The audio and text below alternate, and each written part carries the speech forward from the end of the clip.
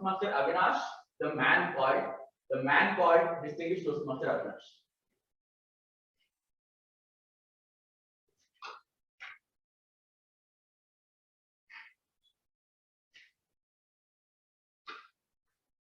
I was just walking through. Suddenly I looked and said, "Oh, Namaste, Uncle." And then I looked, oh, it was me in the mirror. And I thought, this is not me. Have you ever looked in the mirror and realized how we have changed? Now, Toastmaster Ashwin already told that we regenerate the skin in 28 days, the whole skeleton in 12 years. So I don't identify myself when I look in the mirror.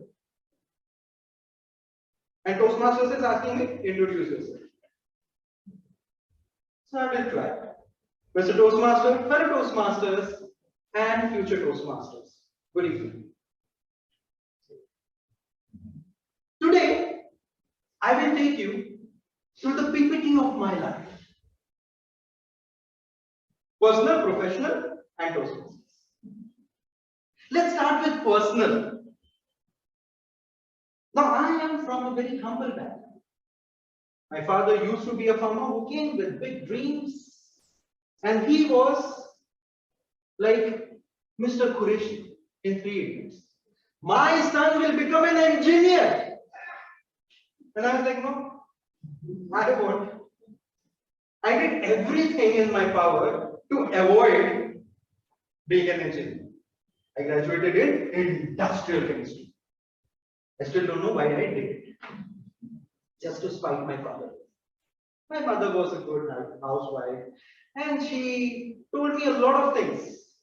That you can be this, you can be that, and I started dreaming. I had big dreams, I still have big dreams. And then I got married. My pet name or my nickname is Mangal. And if you add my surname, same. Don't add Taku. It means Mars. Mangal means Mars. I married Anupriya, whose nickname is Venus. And now you know why men are from Mars and women are from Venus. And we have a son named Aditya. So whatever I do in my life or my wife does, we revolve around our son. Now let's go to professional life. Now I am a learning and development professional. I've started my own firm, Training Influence. I'm a coach. Looks great, right? But when I started my profession, I didn't know what to do in life. I joined call centers, and then one thing I knew, I wanted to be an actor. And I joined Actor Prepares from Anupam Kher. Little did I realize that after a few years, I started looking like it. That didn't work out. Shamak Davar also didn't work out. And then I did everything. And my mother said, when will you come on TV? Even the animals are there on Animal Planet. And I was like, what should I do? Who is this man named Avinash? And I thought about it. Then suddenly, after a few years of becoming a trainer, just living, not the dream, but the real life, I continued my way. And I found Toastmasters. And in Toastmasters, I again reached literally and it was the best thing that happened to me. You know what you can achieve in 1 year? Maybe we overestimate ourselves. Maybe nothing. I did not do much in 1 year in Toastmasters. Maybe I won one award. I completed one award, that is one path. According to now, there were 10 speeches. I gave 10 speeches in 1 year's time. But what can you achieve in 5 years? So as our Toastmaster of the day said, distinguished Toastmaster.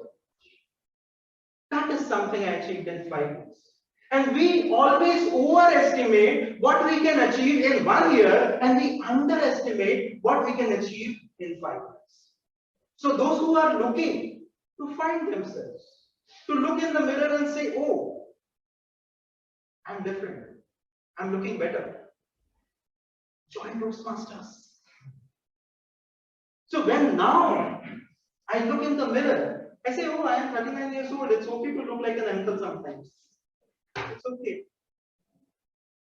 Because when I come on stage, I will be not called just Avinash, at least in Toastmasters, I will call it distinguished Toastmaster. And it is a sense of pride. And that's what my father used to say.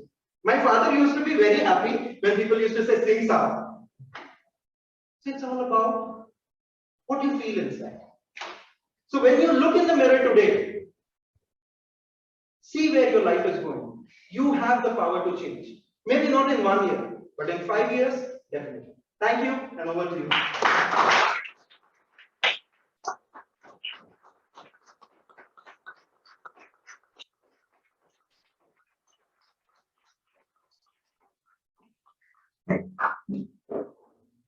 Some of them were very agile. Some took a little extra time to stand up. But no one did the race. I had a thumbs up only he did because I used the word of this. Alright, so do you want a quick fact or can we move on to the next speech? Fact. So do one thing along with me. Left hand and then pinch it with your right hand. Pinch it as hard as possible. Even harder. Even harder. I'm just looking good. I'm just saying that to look at the look, see the look on your face. But so you must have felt some pain, right? So our body feels pain. How? In simple way. Yes, please be seated. In simple way, body senses that something is wrong. It sends a signal to the brain. Brain processes and again gives it back to the location for the pain sensation. But the interesting thing is, brain processes the sensation of pain, but the brain does not feel pain. That is very unusual because that is the mastermind, right? So it does all the processing, sends the signal so that we feel pain, but brain does not feel anything. Even when it is pressurized or even when it is in a situation where one would feel pain. So next time when you are undergoing a surgery or just a shot, a vaccine shot, you can trick your brain saying that you don't feel pain, at least don't make me feel pain. So that was the fact, and let's move on to the second speech. The second speaker even the second speaker does not feel any pain, he is fearless. And we'll have a speech from Toastmaster Tushar, who's mentored by Toastmaster Jitendra, and his speech would be evaluated by Toastmaster Topic. The speaker is an avid gymmer, or maybe is a person who does a lot of workout in gym each and every day, and there's no need to guess. You can look with this Dola Shola, you'll be able to understand that. And he is going to deliver a speech from level 1, second speech, of which the objective would be read by his evaluated Toastmaster Topic. Good evening. The purpose of this project is to learn or review basic methods for writing a speech with a defined purpose and to present a well-organized speech on any topic. Timer, please note the timing of this speech is 5 to 7 minutes. I wish all the best to the speaker. Thank you. So, thank you, Toastmaster Tushar.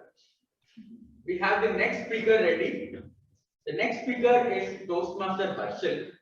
And when I asked the question, he said that he exercises at least 5 days a week, avoids junk food and unhealthy food, and drinks plenty of water.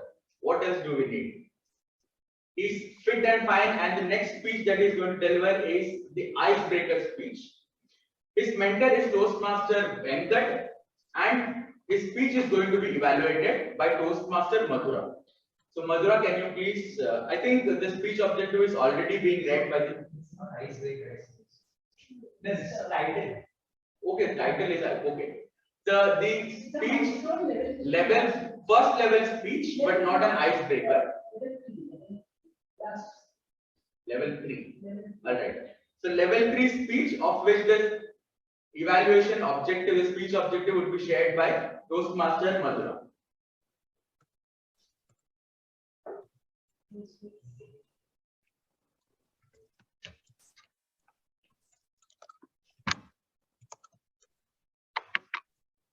Madhura, can you hear? If you can unmute yourself and read the speech objective.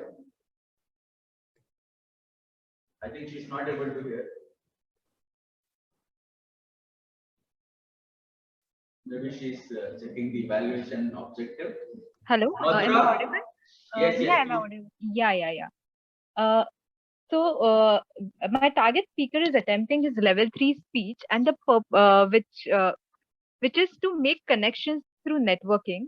And the purpose of this speech is of this project is for the member to develop and practice personal strategies for building connections through networking. And the purpose of this speech is also for the member to share some aspects of his or her experience during networking. So I wish the speaker all the best for his speech. Thank you, and over to you. Thank you. Let us welcome Toastmaster Harshal.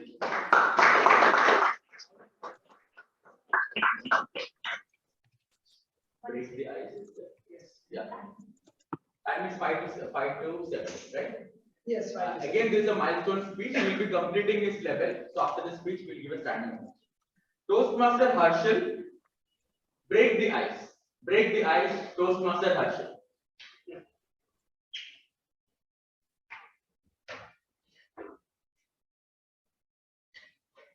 It's very easy to be in your comfort zone. What is hard is to step out of your comfort zone. Life is convenient in your comfort zone. Life will be beautiful outside your comfort zone. Toastmaster of the day, fellow Toastmasters, dear friends, very good evening. I'm sure we all must have been to marriages, malls, parties, restaurants, clubs, where a large group of people, random people coming in, out of them there'll be one or two very interesting people with whom you feel like, I want to go and talk to that person. How many of you have been in this situation before, where you find someone interesting from the crowd and felt like, I want to go and start the conversation with him or her?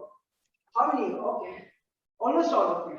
Now, how many of you are extremely confident and comfortable when it comes to talking to strangers? Like it's like a piece of cake for you. I can go and walk up to any random person and start the conversation.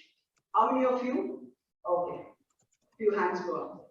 So today in my speech, I'm going to talk about some techniques which I have discovered recently that can help all of us break the ice with complete strangers, random people, and at the same time, it has to be effortless and not awkward. So let's start with the first technique. Now, before I introduce you all to the first technique, let me narrate a small incident.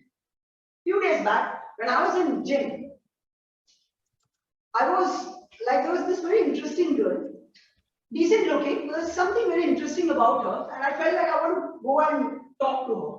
So the gym where I go, it's a nice gym, cult, but the socializing culture is very bad. I mean, people are too busy in their workout, boys do their workout, girls do their workout. There's no effort being made by them to interact and make new friends. So I was like really pissed off. So I thought, okay, let me go and break the ice with her. So I had finished my workout, and while I was exiting the gym, she was right beside me doing some dumbbell exercise. So I saw that as an opportunity, and I told her, hey, can I give you a compliment? And she's like, what? Can I give you a compliment? She's like, yes, I really like your specs. It looks really nice on you. Do you have power or do you wear it as a fashion accessory? And for the 4 or 5 seconds, she's completely like, she didn't know how to react. But then she smiled and said that, thank you so much. This is the first time someone has given me a compliment that I like your specs. I'm really surprised.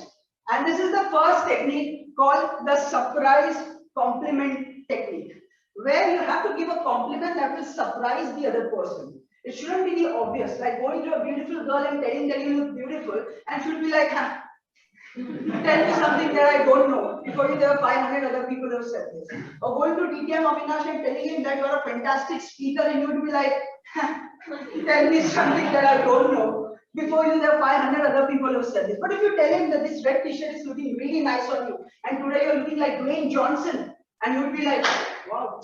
Today there was someone who told me that I look like Dwayne Johnson. You will remember the compliment and you will remember the person who gave this compliment. So this is the first technique, the surprise compliment, where you have to give a compliment which is not the obvious and it should surprise the other person. Second technique. Couple of months back I was in office. Now there are these HR interns, the MBA students who joined the HR team as interns. 3 girls, not bad. So I'm sitting a little far, so I thought, how do I go and break the ice with them? Simple. Because they're sitting far, I'm sitting over here, so it would be very awkward if I directly go and start conversation. So I used a technique.